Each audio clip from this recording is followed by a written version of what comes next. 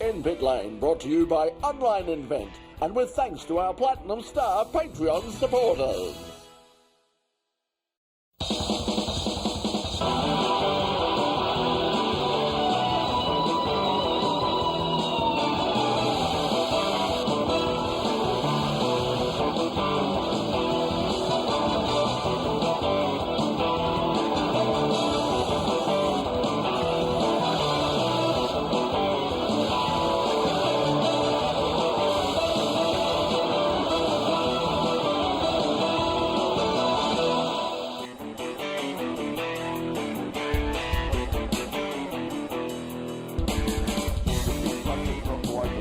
Not to open the envelope that is here in front of us. Hello everybody, welcome to another edition of Australia's least awarded television program, In Pit Lane.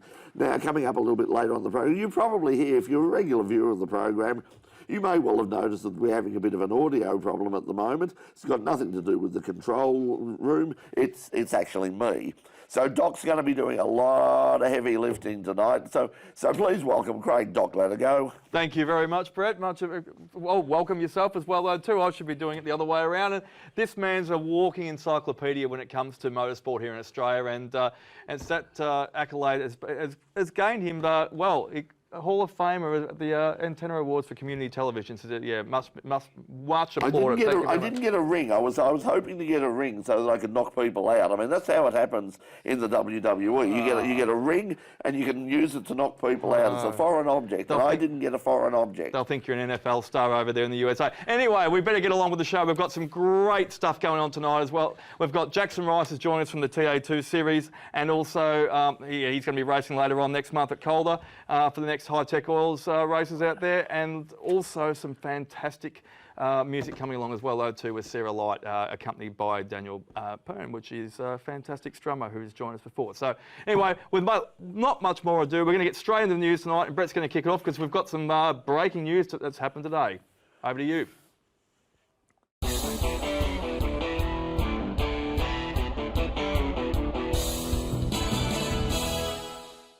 A major blow to the revival of Calder Park Raceway after the venue was targeted by thieves who have stolen an estimated $200,000 worth of power cabling at the circuit. It's the second attack on the circuit this year, with a previous attempt back in May. The cabling was connected to the circuit substation and was responsible for the track's lighting and communications. It's not known at this stage what effect, if any, the effect will have on future events at the circuit. A little parody goes a long way. After Ford finally got their requested aero changes, it was a Mustang that won both races on the streets of Gold Coast last weekend. Cam Waters and David Reynolds held on to take out two close finishes. Second places to championship contenders Shane Van Gisbergen and Brody Kostecki keep the championship chase alive as we head to the final round on the streets of Adelaide at the end of the month. Well, it seems like only last week that the first round of the brand new National Drag Racing Championships got underway at the new Dragway at the Bend. Hang on, it was last week. But competitors had no time to reflect or recover from round one, with round two last weekend at Sydney Dragway. And this week, it was the return of the nitro-burning funny cars. 1 week after a huge opening round at the Bend in South Australia, the new Australian National Drag Racing Championships moved on to Sydney for the Sydney Nationals. This time up it was the funny cars featuring with an emotional win to Justin Walsh over US star Tommy Johnson Jr. Walsh had to survive drag racing's version of cricket's DRS after a centreline block was dislodged on his run. After several replays, officials decided it was the exhaust gases that blew the block away, and the win stood. 11 months ago, I lost my old man. He come racing with me since I was 20 years old. We used to race Group 3 Dial Your Own. He couldn't understand it when I'd go too fast and lose. I then stepped up to Group 2. I had this bloke in my corner, Gary Phillips. He's like a second dad to me. I've got Graham Cowan, he's like a third dad to me. When I was in Group 2, my dad couldn't understand what was going on. He did not know what was going on with index racing. He said, when are you going to race when it just first to the end wins? And unfortunately, he's not here to see it today, but I'm not religious, I'm not superstitious, but he's watching over us today. In top alcohol, the unique front-engine streamliner of Russell Mills took the win and set a new top-speed record over a red-lighting Daniel Reid. In pro stock, Rob Deckett made it the perfect weekend when the top qualifier took out the A final over Rick Chilton, who broke on the start line. There's a record 25-car grid for Race Sydney, round 6 of TCR Australia Series and the first of 2 Australian rounds of the TCR World Tour. The lineup features 2 top international drivers, including Formula World Touring Car champions, World Touring Car Cup winners and the TCR Australian champions. Among the international entries are a 2-car Hyundai International team, Cyan Racing Link & Co, Audi Sport and Honda. The Australian lineup includes defending champion Tony D'Alberto in a brand new Honda Civic, 2019 champion Will Brown and current TCR Australia leader Bailey Sweeney, who aims to widen his lead over Hyundai teammates Josh Buchan and Valvoline GRM's Aaron Cameron. Cars have arrived in Australia from the TCR World Tour round in South America and will be prepped for on-track action at Race Sydney starting Friday afternoon. Well, the USA Motorsport season is almost over with the penultimate NHRA meeting at the Strip in Las Vegas, and NASCAR hit the short track at Martinsville, and that's where we'll kick off a very US-centric in pit lane international wrap. Graham Blaney clinched his place in the NASCAR Cup Championship by winning at Martinsville Speedway, marking his 3rd win of the season and equaling his career best. He'll compete against Kyle Larson, Christopher Bell and William Byron for the title at Phoenix Raceway. Byron secured the 4th championship spot despite a 13th place finish, edging out Stage 1 race winner Denny Hamlin by 8 points. Blaney's hometown victory at Martinsville is a career highlight for the North Carolina native, aiming to secure back-to-back titles for Team Penske. Martin Truex Jr., Tyler Reddick, Chris Boucher and Hamlin were all eliminated from championship contention. Robert Hight closed in on the funny car points lead by winning the NHRA Nevada Nationals at the Las Vegas Motor Speedway. Hight's 4th victory of the season has brought him to within 17 points of leader Matt Hagan as the series heads to its final round. In Top Fuel, Mike Salinas secured his 2nd win of the season with a win over Justin Ashley. Salinas remains a contender for the championship, heading to the final 76 points behind leader Steve Torrance. Erica Rendez continued her dominance in pro stock, winning for the 4th time this season and stretching her lead over Greg Anderson to 114 points. End is now well on the verge of a record 6th World Championship. In pro stock motorcycle, Gage Herrera clinched his 10th victory this season, tying a single-season record. Herrera now holds a 180-point lead and looks set to win the title. In Pro Mod, Mike Castellana clinched his first NHRA career victory with a win over Kevin Rivenbach in the final. And following his first qualifying pass, Aaron Stanfield in his Stansfield Racing Engines Camaro clinched his 3rd factory stock showdown championship. New Zealand driver Liam Lawson has just failed in his quest for the Super Formula Championship at the last race at Suzuka. Toyota driver Ritomo Miata clinched his maiden title after finishing 3rd behind his championship rival Lawson and race winner Kakuna Shinota. Miata came into Sunday's title deciding round 5.5 points clear of Tomoki Najiri and 12 clear of Lawson. For when pole sitter Lawson dropped a place to Toyota at the start, Miata only needed to finish inside the top 6 to become Toyota's first Super Formula champion since Nick Cassidy in 2019. After this short word from our sponsors, we'll be back with TA2 star Jackson Rice, who's going to be joining us here. Stay with us, we'll be right back. Get the phone ringing for your business with website development and SEO services from Online Invent. Visit onlineinvent.com.au. Okay, we're back for a little bit of entertainment. We've got Sarah Light and Daniel Pern just setting up as well though too. So for you, everyone that's watching online right now, thanks for joining us for the uncut version of this. This is where we have a little bit of fun and you also get the bonus track from tonight's Sarah Light. And Sarah, what you're playing for us a lovely track Without Us tonight, isn't it? No, that's what. That's don't so still. You usually use these Jags. Without Us, it's called Without. Yeah, without you. Oh, thank you. That's very much. You don't need us anyway as well though too. No, it's not the old Without You, is it? It's not the old Harry Nilsson song, is it? Oh, there we are. So that's because otherwise we'd have all sorts of copyright things.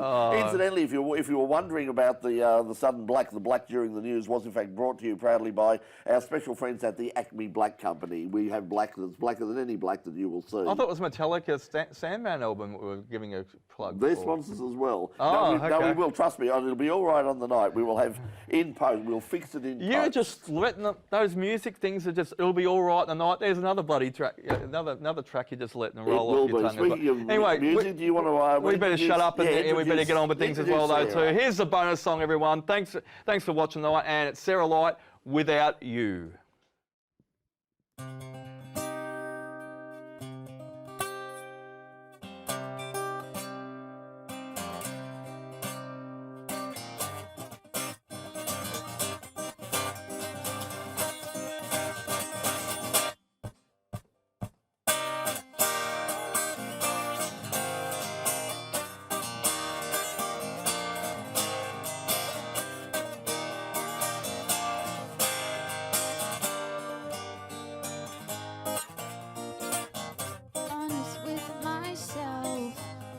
haven't been lately, holding on to hell. Thought I needed you so wrong about you. Didn't think that I'd be feeling this way. Think that I'd be pulling away. But since I let you go, been breathing easier. Oh, I can't stay. Pulling away. No, I can't stay. So much better without you anyway. Better without you. Yeah, you hurt me indeed, but look at me, I'm flourishing. Better without you. So much better without you, yeah. No, I did nothing wrong, no. But you just pushed me out like someone you'd never known. But I'm good now, turn my life around. Looking back, I can see all you wanted was for me to drown. Think that I'd be feeling this way. Think that I'd be pulling away. But since I let you go, been breathing easier. Oh, I can't stay. Pulling away. No, I can't stay. So much better without you anyway. Better without you. Yeah, you hurt me indeed, but look at me, I'm flourishing. Better without you. So much better without you, yeah.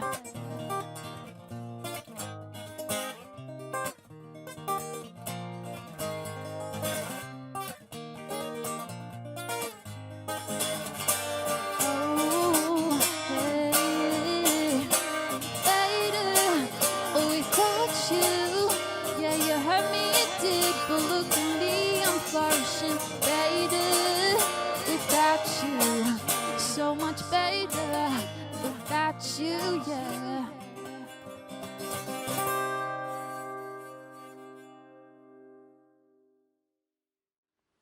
Welcome back to In Pit Lane, and we've got a very special guest who's travelled a long distance tonight, and yeah, we're really thrilled to have him because he's an up-and-coming star in the TA2 series, and he's been performing absolutely out of his skin all year as well. Jackson Rice has come all the way from Albury today. Thank you. Welcome to the show for In Pit Lane, and it's great to have you here as well too. Thanks, guys. Thanks for having me. Appreciate it. Jackson, yeah, you've morphed very, very quickly from 2020 to 2021, 23. Started with a Ute a few years ago, and now you're on to a TO2 car. How's the transition been? It's been so quick and so fast. What sort of a handle have you put on it? Yeah, absolutely. So, look, we started 2020. We got one of the ex-Erebus Brute Utes. We competed in a class called Thunder Sports, and very similar to like a sort of Super TT category. Competed in some tin top stuff.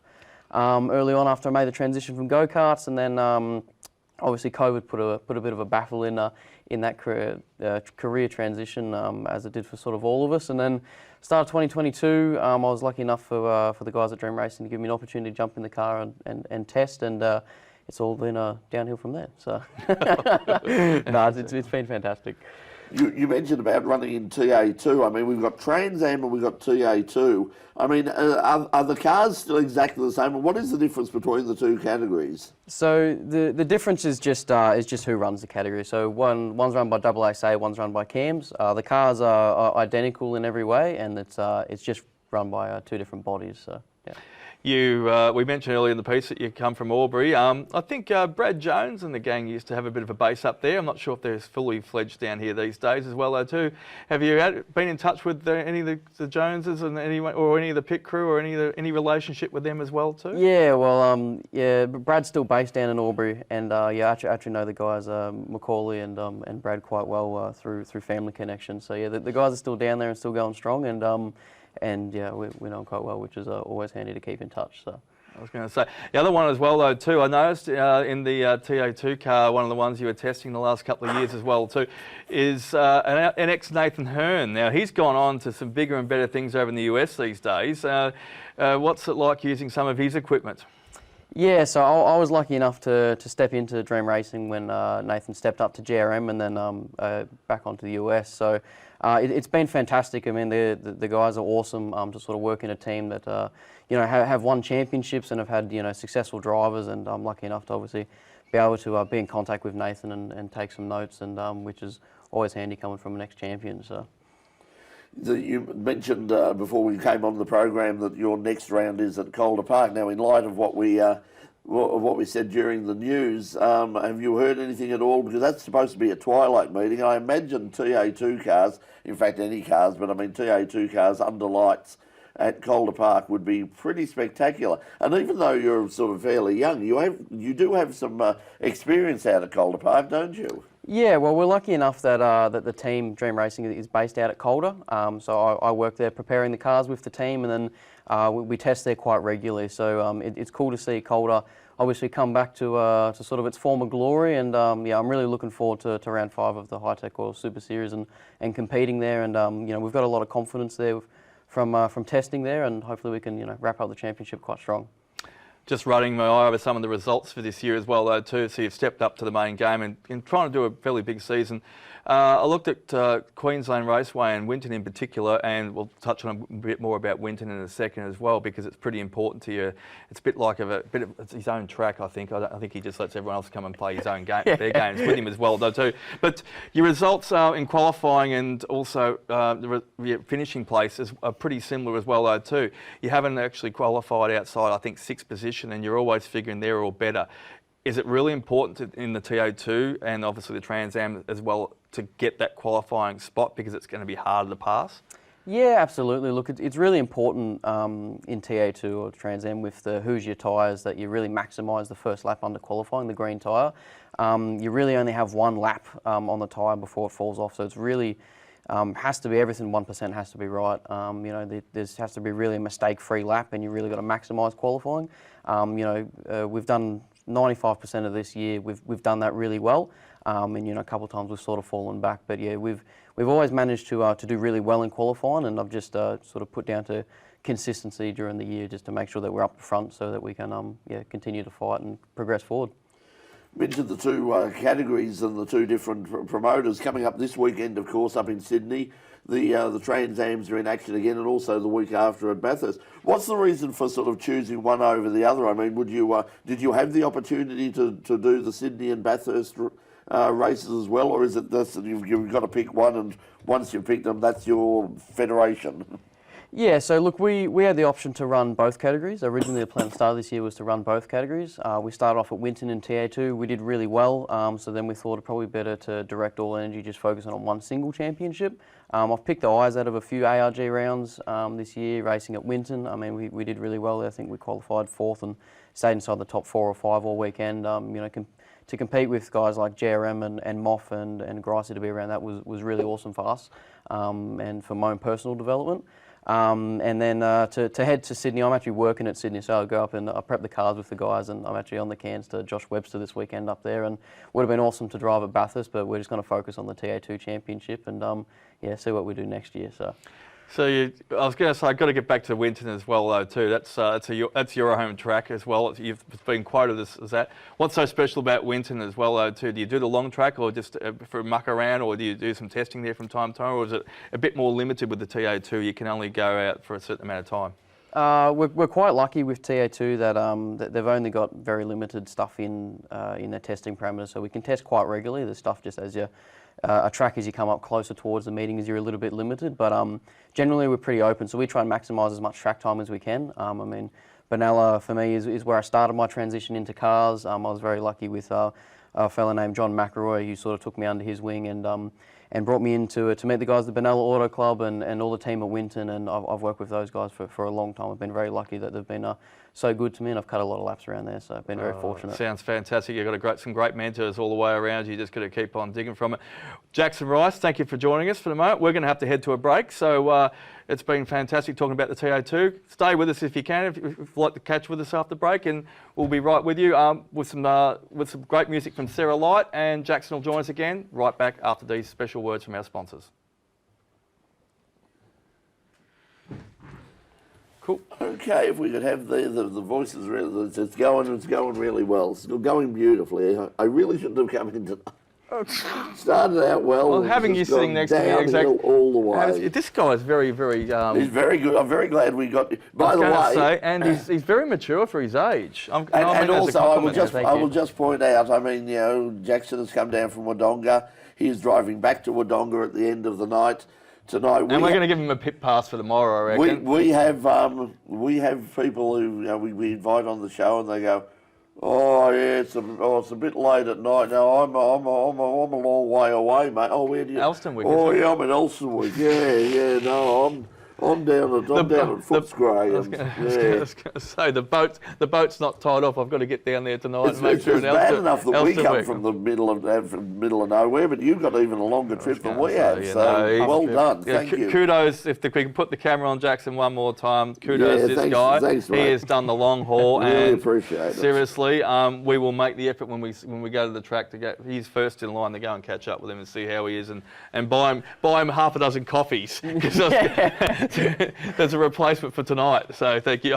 Make sure you have to have a cuppa or an energy drink or stop to stretch your legs on the way home. Yeah, I'm sure Macca's cappuccino will see me in good shape, so. Please do. Don't. Is that the sort of thing, like you get up about sort of to Seymour or Avondale or something like that, and just pull in and just work your way?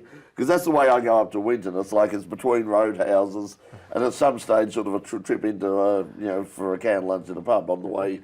Well, there won't be any pubs open at this time of night. No, it'll be pickles between a sugar bun and a bit of fake meat at the moment called Macca's, I think, on the way through. Yeah. Welcome back to In Pit Lane. Another thriller in MotoGP with a win to Jorge Martin, keeping the title fight alive. Martin hung on to win the Thailand MotoGP, holding off the challenge of Brad Binder and championship leader Francesco Bagnaia. Bagnaia crossed the line third behind Binder, but picked up second place after the KTM rider was penalised one position for exceeding track limits on the final lap. The riders now head to Malaysia's Sepang circuit in 2 weeks' time, with the championship likely to go to the wire. Jeez, it's going to be hot, damn hot. The season rounds off in Qatar and Valencia in November. And boys and girls, you can have a guess who won the Mexican Formula One Grand Prix last weekend. Drum roll, please.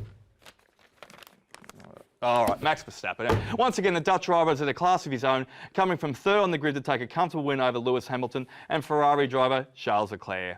But the big talking point was the return to form of Daniel Ricciardo and the disastrous race for local hero Sergio Perez. Jeez, he went for it, didn't he? Perez crashed out on lap 1 after a crazy passing move, while Ricciardo finished 7th after qualifying 4th. Melbourne driver Oscar Piastri was 1 place behind Ricciardo to put 2 Aussies in the points for the first time since Mark Webber, and Ricciardo did it in Brazil in 2013. Despite his disastrous home track Grand Prix, Sergio Perez is still on board as Red Bull's number 2 in 2024. Ooh, that comes from Helmut Marko, who declared that the Mexican driver is still very much on board as the team's choice to partner Max Verstappen next year. Speaking after the race, Dr. Marko said that until the crash that took him out of the race, Checo had done everything right this weekend. Although Marco admitted that losing more points against Lewis Hamilton in the battle for second overall in 2023 is annoying. Marco also heaped praise on Ricciardo, describing his weekend to Reform as incredible.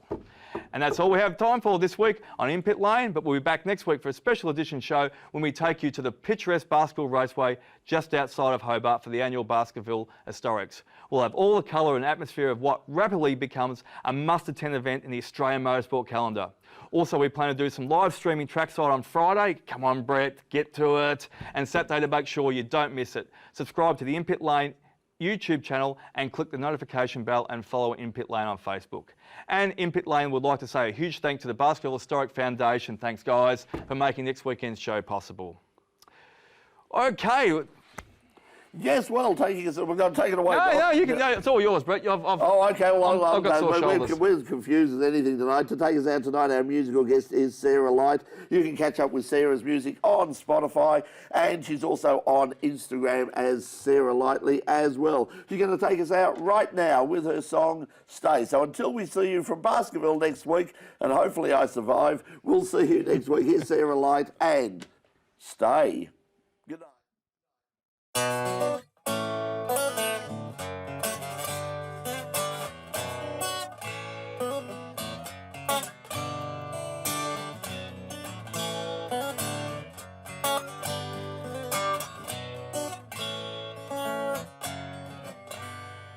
I never had a love like I did with you, babe.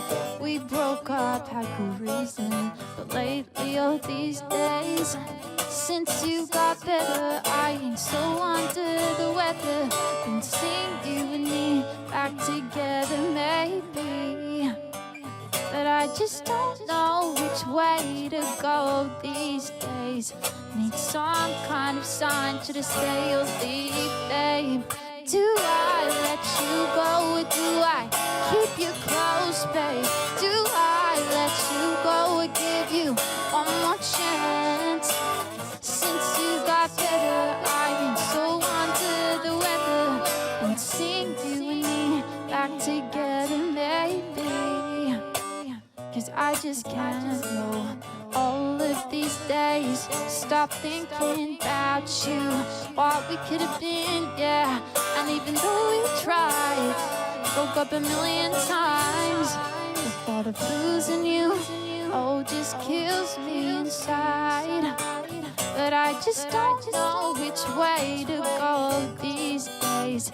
Need some kind of sign, should I stay or leave, babe? Do I let you go or do I keep you close, babe? Do I let you go or give you one more chance? Since you got better, I am so under the weather. And seeing you and me back together, maybe. Don't know which way, want you to stay. Don't know which way, want you to stay. And even though we tried, broke up a million times, thought of losing you just kills me inside. Do I let you go or do I keep you close, babe? Do I let you go or give you one more chance? Since you got better, I am so under the weather. And seeing you and me back together, maybe. Do I let you go or do I keep you close?